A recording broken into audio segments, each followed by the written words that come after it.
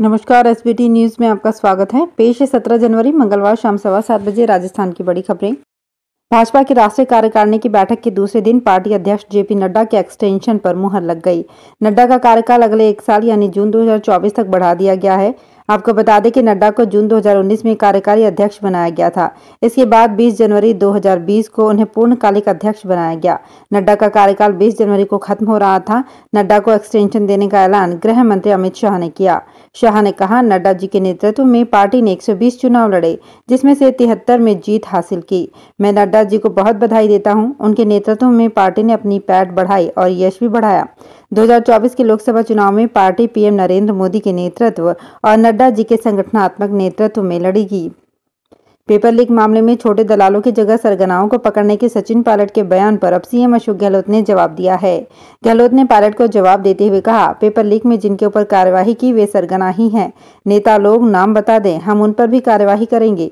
उन्होंने कहा कि पेपर लीक में कोई नेता अफसर शामिल नहीं है। गहलोत ने कहा, हमारी यही सोच है कि जिसने पेपर लीक करने का ये षड्यंत्र किया है, हम उन तक पहुंचे, हम पहुंचे भी हैं, उन्हें आगे भी नहीं छोड़ेंगे। गहलोत मंगलवार सुबह हरीशचंद्र माथुर लोक प्रशासन संस्थान में चल रहे सरकार के चिंतन शिविर में आने के बाद मीडिया से बातचीत कर रहे थे। पूर्व उप मुख्यमंत्री एवं विधायक सचिन पायलट मंगलवार को बीकानेर से रवाना होकर दोपहर को पीलीबंगा में पहुंचेंगे। उनका पीलीबंगा की पुरानी धान मंडी में किसान सम्मेलन को दोपहर 12 बजे संबोधित करने का कार्यक्रम था, मगर वे दोपहर 12:45 पर सूरतगढ़ पहुंचे। यहां पर सचिन पायलट का जगह जगह स्वागत किया गया। जैसे ही सचिन पायलट का काफिला सूरतगढ़ पहुंचा तो उनके समर्थक हाथ मिलाने और सेल्फी लेने के लिए उमड़ पड़े। इस दौरान सुरक्षा कर्मियों को काफी मशक्कत करनी पड़ी। सूरतगढ़ के इंदिरा सर्किल पर कांग्रेस नेता अमित कड़वासरा और मानेकसर चौक पर जिला प्रमुख कुलदीप इंदौरा सहित अन्य कांग्रेसी नेताओं और कार्यकर्ताओं की ओर से पायलट का स्वागत किया गया।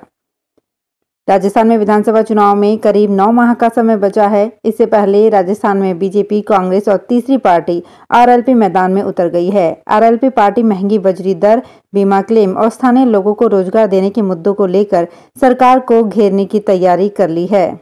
आरएलपी बजरी दरें कम करने को लेकर 92 दिन से बालोतरा में धरना दे रही है। आरएलपी सुप्रीमो हनुमान बेनीवाल ने बालोतरा में 19 जनवरी को महारैली का ऐलान किया है। पार्टी के प्रदेश महामंत्री उम्मेदाराम बेनीवाल ने कहा कि किसानों को बीमा क्लेम के नाम पर 2 से 5 रुपए तक दिए जा रहे हैं।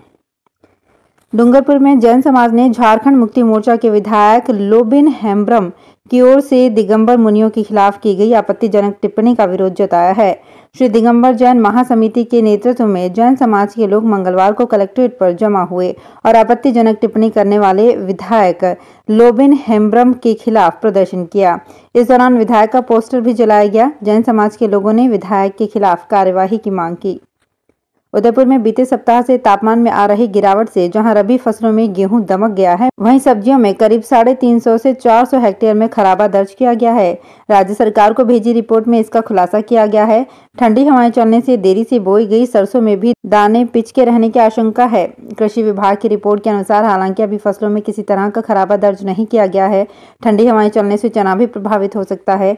जिले में टमाटर व बैंगन की फसल में भी खराबा हुआ है। चित्तौड़गढ़ में ग्राम पंचायतों के सरपंच और नरेगा मजदूरों ने कलेक्ट्रेट पर प्रदर्शन किया।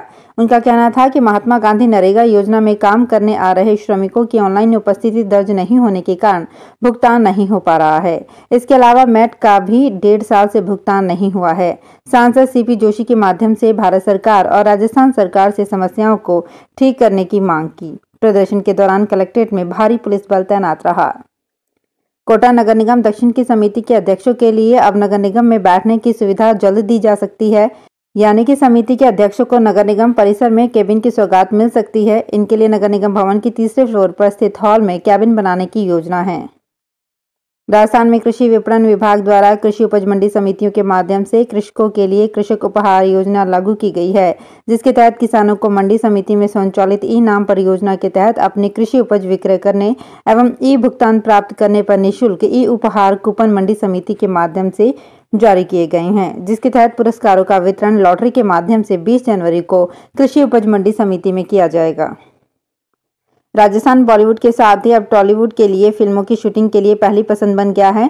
साउथ इंडस्ट्री की मल्टी स्टारर जेलर मूवी की शूटिंग के लिए सुपरस्टार रजनीकांत, मोहनलाल और शिवराज कुमार आ रहे हैं। तीनों जैसलमेर में शूटिंग करेंगे। फिल्म में टॉलीवुड की तीनों फिल्म इंडस्ट्री तमिल, कन्नड़ और मलयालम के भगवान कहे जाने वाले लीजेंड रजनीकांत जेलर की मुख्य भूमिका में नजर आएंगे। ये पहला मौका है जब तीनों एक साथ काम कर रहे हैं। राजस्थान के पंचायती राज विभाग में ग्रामीण विकास अधिकारी के पद पर ज्वाइनिंग को लेकर युवाओं ने मंत्री रमेश मीणा के खिलाफ मोर्चा खोल दिया।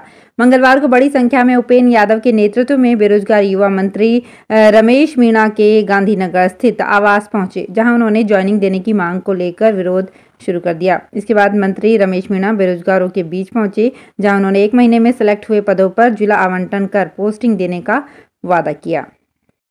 सौहार्द और सद्भाव के रंग खेलों के संग की थीम पर आयोजित हो रहे राजीव गांधी शहरी ओलंपिक खेलों के तहत पंजीकरण में उदयपुर जिला अव्वल आने के लिए प्रयासरत है। गत 13 जनवरी को 1516 पंजीयन के साथ 32वें स्थान पर रहा। उदयपुर वर्तमान में 10,231 का पंजीकरण करते हुए राज्य में तीसरे स्थान पर है। श्रीगंगानगर जिला 18,786 पंजीयन कराते हुए पहले स्थान पर तथा सीकर 12,046 पंजीयन के साथ दूसरे स्थान पर है। राजस्थान में भीलवाड़ा के तिलक नगर स्थित पत्रकार कॉलोनी में अज्ञात बदमाशों ने एक पत्रकार के घर के ताले तोड़कर करीब 8 लाख रुपए के आभूषण और नकदी चोरी कर ली। जानकारी के अनुसार पत्रकार कॉलोनी के पत्रकार पवन गर्ग गत 14 जनवरी को मेहरू कला में एक धार्मिक कार्यक्रम में शामिल होने गए थे। कल रात लौटे तो घर के ताले टूटे हुए मिले और लॉकर में रखे 10 तोले सोने के आभूषण और आधा किलो चांदी और 55,000 रुपए की नकदी नदारद मिली। श्रीगंगानगर नगर परिषद की ओर से अग्रसेन नगर प्रथम स्कीम का कंसल्टेंट सर्वेयर के माध्यम से संशोधित लेआउट प्लान तैयार करवाया गया है। इस संशोधित लेआउट प्लान में कई तरह की गड़बड़ियां सामने आई हैं। हालांकि इस लेआउट प्लान को लेकर नगर परिषद ने 11 जनवरी को सार्वजनिक आपत्ति सूचना जारी कर 7 दिन में व्यक्ति विशेष से आपत्तियां मांगी है। नगर परिषद के नोटिस बोर्ड पर सूचना चस्पा होने के बाद लोगों ने संशोधित लेआउट प्लान पर सवाल उठाए हैं। अग्रसेन नगर प्रथम स्कीम के लोगों का कहना है कि नगर परिषद ने कई भूखंडों का तो साइज ही बदल दिया है, जिस पर उन्हें आपत्ति है। अग्रसेन नगर के संदीप अग्रवाल ने बताया कि उनके मकान का पट्टा नगर परिषद ने 8 मार्च 2019 को जारी किया है, जिसमें साइज 30x55 दर्ज है, मगर संशोधित लेआउट प्लान में साइज 30x49 फुट कर दिया गया है। इस पर उन्होंने 16 जनवरी को सबूत के साथ आपत्ति दर्ज करवाई है। भारतीय रेलवे में 4,103 पदों पर वैकेंसी निकली है। इसके लिए 24 साल तक की उम्र के 10वीं पास उम्मीदवार रेलवे की ऑफिशियल वेबसाइट पर जाकर 29 जनवरी तक ऑनलाइन आवेदन कर सकते हैं। रेलवे की ओर से निकाली गई बम्पर भर्ती में उम्मीदवारों का सिलेक्शन बिना परीक्षा के सीधे 10वीं के नंबर के आधार पर किया जाएगा। तो फिलहाल इस बुलेटिन में इतना ही, फिर हाजिर होंगे कुछ और बड़ी खबरों के साथ।